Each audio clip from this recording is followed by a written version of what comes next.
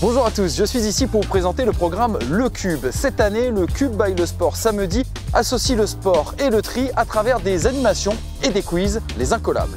Grâce aux animations et à vos explications, les jeunes repartiront chez eux avec de bonnes informations et la motivation pour trier.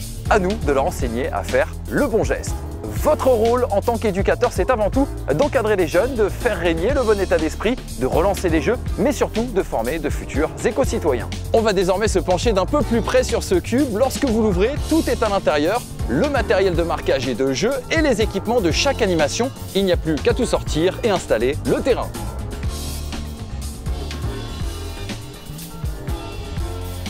Comptez 15 minutes de préparation en fonction du nombre d'activités que vous prévoyez de faire tourner en même temps. Surtout, initiez-vous aux animations avant de les mettre en place et aux questions des quiz les incollables. Il est impératif d'être bien informé sur la manière dont s'effectue le tri des emballages et des papiers dans la commune où se déroule l'animation.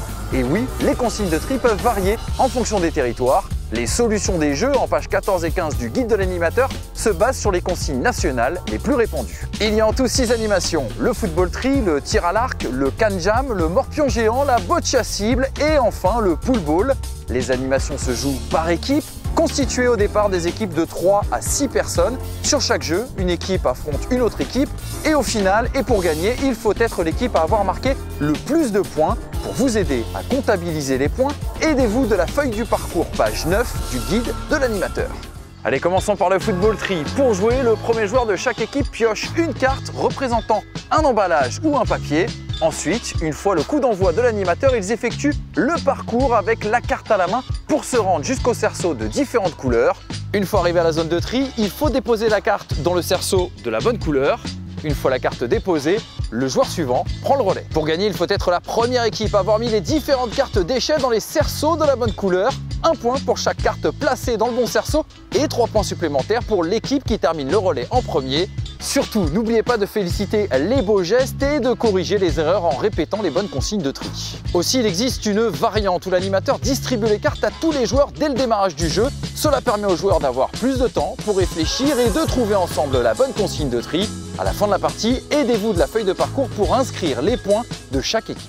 Allez, maintenant passons au tir à l'arc. Avant de débuter cette animation, on utilise le quiz des incollables. Il faut que les joueurs de chaque équipe donnent le plus de bonnes réponses possible. En effet, chaque bonne réponse donne le droit à une flèche, ce qui donne la possibilité à chaque équipe de gagner 4 flèches. Attention à bien adapter les questions en fonction de l'âge des joueurs.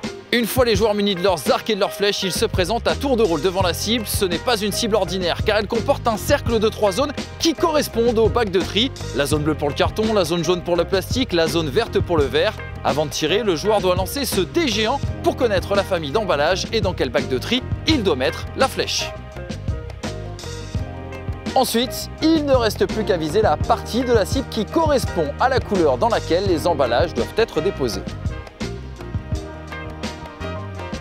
Pour gagner, il faut bien entendu que l'équipe atteigne le plus de fois la bonne couleur. 1 point si la flèche est sur la cible, 5 si la flèche est bien placée. Encore une fois, n'oubliez pas de féliciter les bons tirs et de corriger les éventuelles erreurs de tri. Si vous avez apprécié le tir à l'arc, vous allez adorer le can jam. Là encore, avant de débuter l'animation, on utilise le quiz les incollables pour obtenir des frisbees. Les frisbees jaunes comptent double, d'où l'importance de donner des bonnes réponses. Pour cette animation, chaque équipe nomme un lanceur et un receveur. Les 4 joueurs se positionneront de part et d'autre des cibles can jam et tireront leur frisbee à tour de rôle. Le rôle du lanceur est d'essayer de viser la fente du but opposé ou au moins de le toucher. Toucher la cible rapporte 2 points et marquer dans la fente est synonyme de victoire immédiate. Le receveur, quant à lui, doit essayer de se matcher dans son propre but le frisbee envoyé ou au moins de le claquer contre le but. Lorsqu'il claque le frisbee, cela correspond à 1 point. En revanche, s'il arrive à le smatcher dans le cam jam, le receveur marque 3 points. La partie est finie. Une fois tous les frisbees lancés, il ne reste plus qu'à compter le nombre total de points pour désigner l'équipe gagnante. Passons à la 4e animation, le morpion géant. Comme son nom l'indique, cette animation reprend les principes de jeu du morpion, sauf qu'elle se fait en relais. Chaque équipe possède donc 3 sacs de la même couleur qu'il faudra placer dans la grille à tour de rôle. Les 2 premiers joueurs de chaque équipe courent pour poser leur sac de graines, puis reviennent pour taper dans la main des 2e joueurs qui partent à leur tour. Lorsque les 3 sacs de graines sont posés sur la grille, les joueurs continuent de se relayer pour déplacer leurs sacs afin de pouvoir les aligner correctement et ainsi remporter la manche. Une manche gagnée rapporte 10 points et le jeu se joue en 3 manches. 5e et avant-dernière animation, le boccia cible. Comme pour le tir à l'arc et le cam jam, on débute ce jeu avec le quiz des incollables. Cette fois-ci, une mauvaise réponse oblige le joueur à viser les yeux masqués. Comme vous pouvez le voir, la cible comporte des zones avec des points de différentes valeurs allant de 1 à 10. Les joueurs placés à 5-7 mètres doivent donc essayer de viser le plus proche du centre pour rapporter le plus grand nombre de points à leur équipe.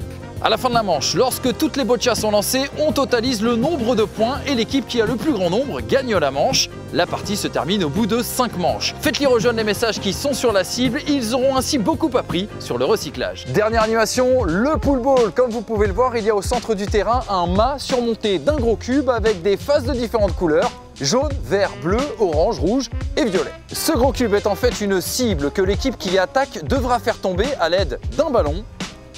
Attention, il faut obligatoirement se faire 3 passes avant de pouvoir s'attaquer à la cible et on n'a pas le droit non plus de marcher avec le ballon. L'équipe qui défend, quant à elle, tente de contrer le ballon en faisant bien attention à se positionner à l'extérieur de la zone de défense. Cette zone de défense est délimitée par des plots. Lorsque la cible est atteinte et tombe, on se réfère à la couleur de la face du haut pour poser une question, les incollables.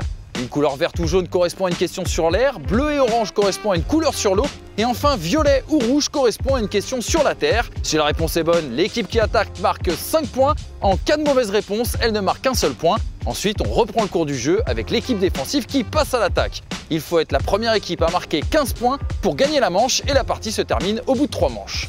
Voilà, je vous ai expliqué les 6 animations qui composent ce programme Le Cube. C'est à vous désormais d'animer les activités avec les jeunes, de faire régner le bon état d'esprit et de former les futurs éco-citoyens. À la fin de l'animation, distribuez le quiz Mémo-tri à chaque participant afin qu'il continue l'expérience du tri à la maison. Encouragez-les aussi à aller sur l'application du guide du tri pour apprendre à trier les déchets à la maison. Je compte sur vous pour ajouter à cela une bonne dose d'enthousiasme et c'est certain, les fous rires seront au rendez-vous.